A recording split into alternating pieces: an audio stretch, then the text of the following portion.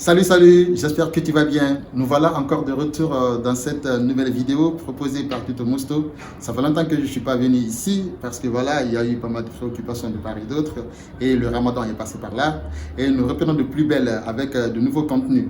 Aujourd'hui, de qu'est-ce que nous allons parler? Nous allons parler de cette épineuse question d'entretien d'embauche. Une question qui a fait l'objet de beaucoup de sollicitudes de la part de mes abonnés et de ceux qui me suivent sur les réseaux sociaux. Beaucoup de jeunes m'ont demandé, voilà, Mustapha, il faut que tu interviennes sur cette question parce que voilà, on a des entretiens à passer, mais parfois on a cette peur au ventre, on ne sait pas vraiment comment aborder le sujet. Voilà la raison de cette vidéo. À travers cette capsule, vous allez recevoir au moins 4 astuces que je vous ai réservées, 4 astuces clés qui vous permettront de vous en sortir avec cet exercice. Bon, avant d'aborder ces 4 précieux conseils, il faudra savoir simplement que nous, on va sortir de cette capsule ordinaire que les gens proposent d'habitude en parlant de comment ce que vous vous présentez, de parler moi de vous, de parler moi de ce que vous avez acquis comme compétences. Là, ce sont des étiquettes que l'on rencontre sur les nets et même sur des contenus YouTube à portée de main. Là, la valeur ajoutée qu'a cette vidéo est de vous partager les contenus qui ne sont pas au plus partagés par des vidéos que vous retrouvez fréquemment. Alors, sans plus tarder, nous allons attaquer ce premier conseil.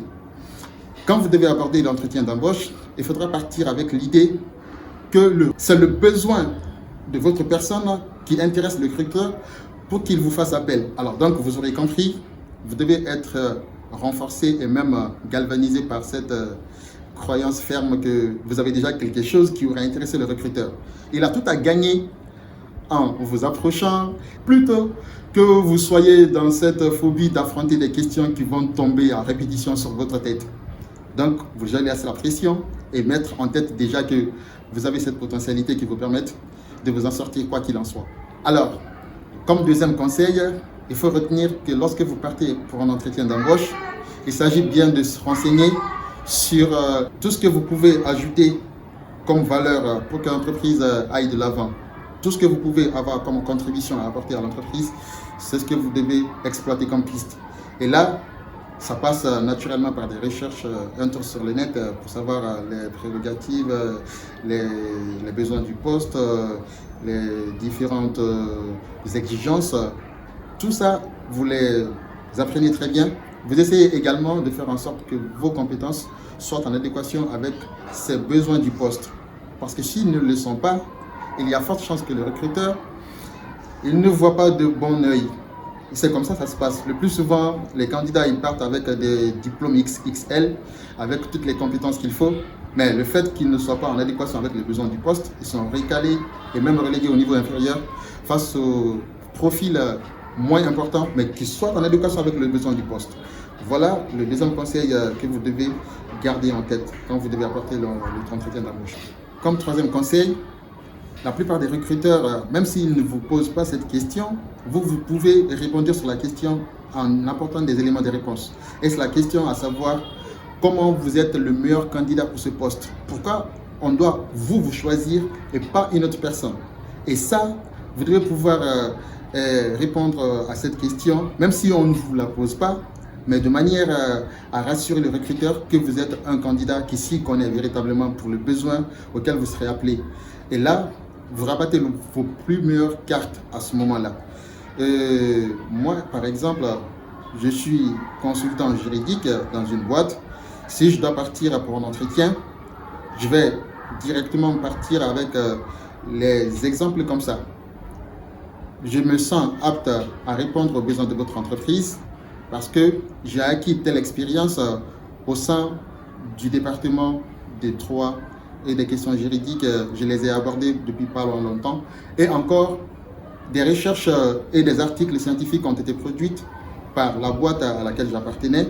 Beaucoup de contributions à l'étude juridique ont été faites par moi et mes collaborateurs lors de mes anciennes missions. Donc, vous mettez tout cela en avant pour que le recruteur sache que vous êtes un professionnel du métier ou que vous vous y connaissez. Il ne faudrait pas qu'il se lance avec ce pronostic de perte avec la personne qui ne s'y connaît pas de trop. Aucun recruteur n'est dans la sûreté de recruter quelqu'un qui est un amateur, qui ne s'y connaît pas le métier face auquel il se trouve.